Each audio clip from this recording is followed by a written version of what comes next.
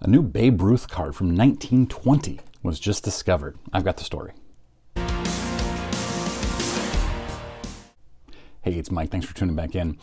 So first, before I get into the story, you have to know the story of Sam Dodaro, who the story is from and about. Sam is a subscriber of my channel and reached out to me before the story went big back in July, I think. It is now on Sports Collectors Daily. He says that there's another big article about to hit on Sports Collectors Digest.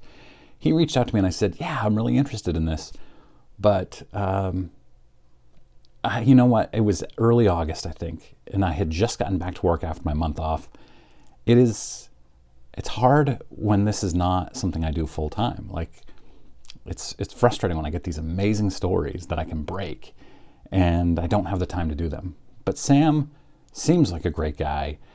His background is that he was a big-time hockey player as a kid in, I guess, the 1980s, and he even made the Blackhawks, Chicago Blackhawks. I want to say it was 1989. I've got it here, the article. But he injured himself, and he says that it was basically career-ending during the preseason of his rookie year. So he never made an appearance in the NHL. Massive, massive bummer for him. He says it's okay. His kids, his two boys, are now pro hockey players. So pretty cool. But still, Sam then went on to start a company called Great Saves, which is a sports equipment repair company. And it appears that they've worked with some pro teams. Pretty cool stuff. He's done some really interesting restorations of big-time equipment.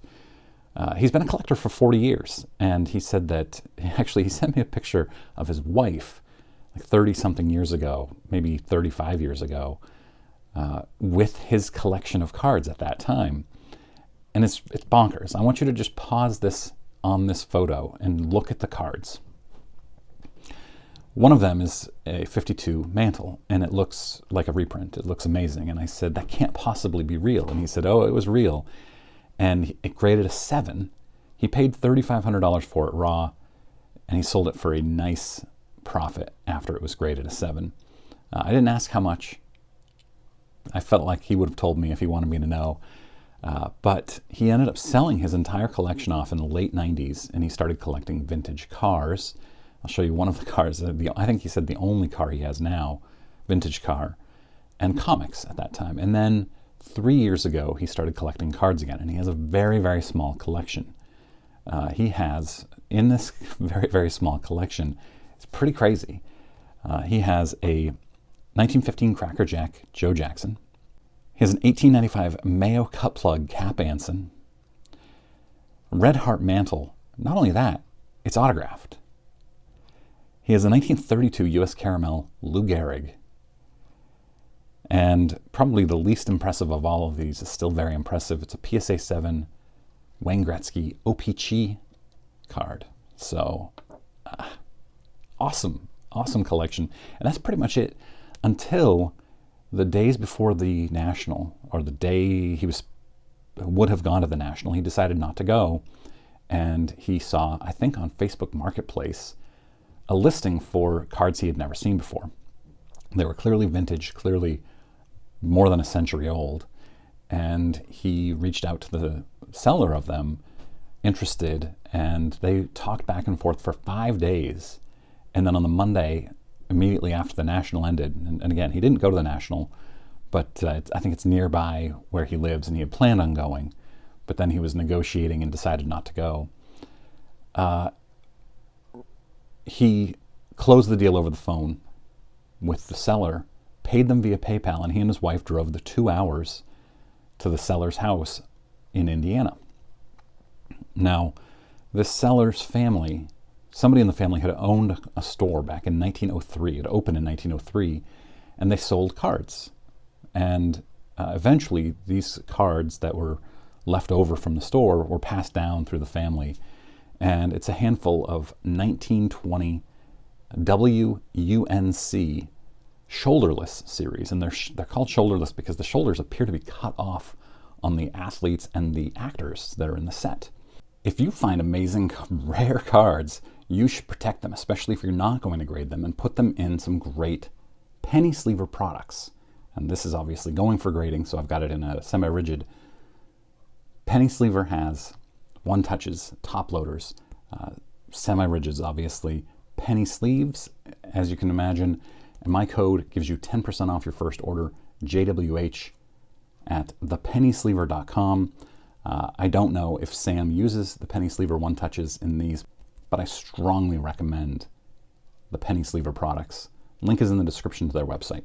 It's really tough to tell how many there might be out there, because any that are out there are raw. And if you look in like Net54 or any of these other forums, you've got people who say, yeah, I've got one of those, I've never graded it. But there are 3 that have been graded by SGC from this set and 0 from PSA. It's an 11 card set, or 11 that are known. And until 11 years ago, 2013, there were only 8 that were known. So we keep discovering more, and by we, I mean not me. And then in 2013, a Thai cob was discovered and a Tris speaker. Now at that time, the cob sold for $2,252 on Robert Edward auctions, and the speaker in an SGC 1.5, the cob was a 1. The speaker at the same time in a 1.5 sold for $711. There are 2 Babe Ruths in this find. Previously, there are believed to have been 1 or 2 known in private collections, none graded. But there were 2 just in this find, so he has at least doubled the population of these Babe Ruths. One of these is much better centered than the other one, but obviously a century old, passed down. None of these cards are in amazing shape, as you can probably imagine. They're all likely hand cut. The set, interestingly, nobody knows who produced the set. It was believed to have been a candy company or an ice cream company at the time. And because of the small population, it's possible that these were just proofs that were never released to the public. Sam tells me that many auction houses have reached out to him. They want to sell them. Obviously, auction houses are going to pounce on this type of thing. I imagine that they are watching, they have somebody watching, like Net54 and other forums like that, to find people who have found big cards or who are posting big cards, and they say, hey, come sell them on our platform. But he's not in any rush. Sam is a big collector. He's not in any rush. He's going to keep them in his PC for now. He's not even grading them. He says if he decides to sell one of the Ruths, which he may, he will ask the grading companies, because part of their service is that they will grade the card for you before they sell it for you. He will ask them to grade all of these cards, because there were, I think, 8 in this collection. He will ask them to grade all of them and then ship the others back to him and only sell one of the Ruths. And he'll keep the rest in his collection. What do you think these cards are worth? Just the Ruth, just one of the Ruths, the best one. Which card? How much do you think the best Ruth is worth? And what would you sell it for? Now, if these auction houses are reaching out, and one of them told him it would be a headliner on the front cover of their magazine or catalog or whatever it is, you got to think it's a 6-figure item, or maybe it's just so unique they wanted to have something unique on the front instead of the same old cards that they are always putting in. But I'm curious to know what you think. I don't have an estimate for this, but got to be 6 figures, right? At least a mid to high 5 figures. Very rare playing days Ruth, especially early playing days Ruth. It seems to me like it would be pretty valuable. Let me know in comments. So cool story from Sam. He seems like a cool guy. We emailed back and forth a lot yesterday, and I was supposed to get this out yesterday, but then my,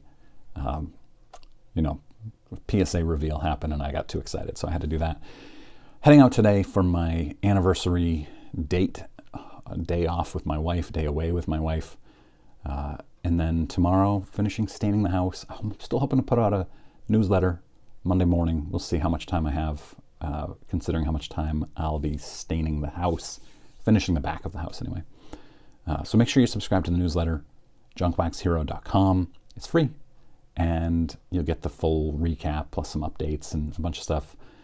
And then tomorrow morning, before my wife wakes up, I'll be doing the Clearing the Bases episode. So I hit 10,000 subscribers in the middle of the night, which is super exciting. Honestly, I didn't expect it to happen that fast, but got some help from a guy named Ryan on Twitter. Appreciated that. That was fun. That's it. Hope you guys have a great weekend. See you tomorrow.